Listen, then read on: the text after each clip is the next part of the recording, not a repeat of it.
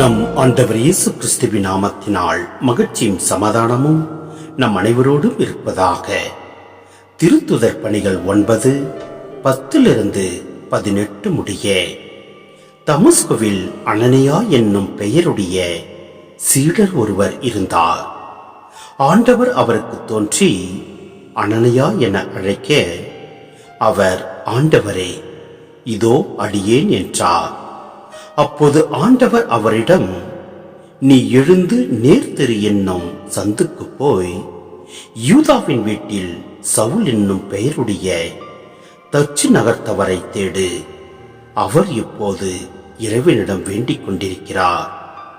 அனனியா என்னும் பெயருடைய ஒருவர் வந்து தாம் மீண்டும் பார்வை அடையுமாறு தம் மீது கைகளை வைப்பதாக அவர் காட்சி கண்டுள்ளார் என்று கூறினார்.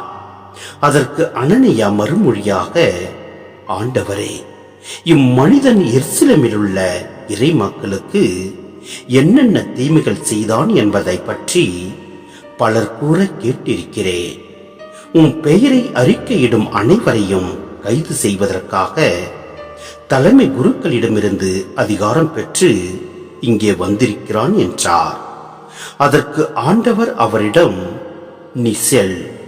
அவர் பிற இனத்தவருக்கும் அரசருக்கும் இஸ்ரேல் மக்களுக்கு முன்பாக எனது பெயரை எடுத்து செல்ல நான் தேர்ந்தெடுத்துக் கொண்ட கருவியாயிருக்கின்றார்.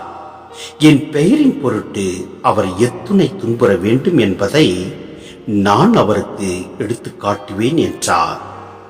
அனனியா அங்கிருந்து போய் அந்த வீட்டிற்குள் சென்று கைகளை அவர் மீது வைத்து, சகோதரர் சவுலே, நீர் வந்த வழியில் உமக்கு தோன்றிய ஆண்டவராகிய இயேசு நீர் மீண்டும் பார்வையடையவும் தூய ஆவியால் ஆட்கொள்ளப்படவும் என்னை உம்மிடம் அனுப்பியுள்ளார் என்றார்.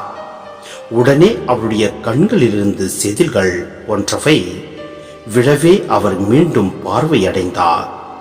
பார்வையடைந்ததும் அவர் எழுந்து திருமுழுக்கு பெற்றார். சிந்தனை: சவுலின் மாற்றம் குறித்து கடவுள் அனனியாவிடம் பேசிய போது அவர் அதை முதலில் நம்பவில்லை. ஏனெனில் சவுல் கிறிஸ்தவர்களை துன்புறுத்தியவர். ஆனால் அனனியா கடவுளுக்கு கீழ்ப்படிந்து சவுலுக்கு உதவி செய்தார். கடவுளின் வல்லமைக்கு நாம் அணை போட இயலாது. நாம் அவருக்கு கீழ்ப்படிய வேண்டும். மனமாறி வருவோரை ஐயப்பாடுடன் நோக்காமல் அவர்களை மகிழ்வுடன் வரவேற்க வேண்டும். கிறிஸ்துவின் மீது வைக்கும் நம்பிக்கை பெரும் ஆசிரை தருவதோடு பெரும் துன்பங்களையும் தருகிறது. பவுல் இந்த நம்பிக்கைக்காக துன்புறுவார். கடவுளை நம்புவோர் ஆசிரை மட்டுமல்ல, துன்பங்களையும் ஏற்றுக்கொள்ள பக்குவப்பட்டிருக்க வேண்டும். எனவே நாம் துன்பங்களை கண்டு சோர்ந்து போகாமல் நம் ஆண்டவரில் திட நம்பிக்கை வைத்து செயல்படுவோம். எல்லாம் வல்ல இறைவன் நம்மை நிறைவாய் ஆசீர்வதிப்பார். ஆமென்.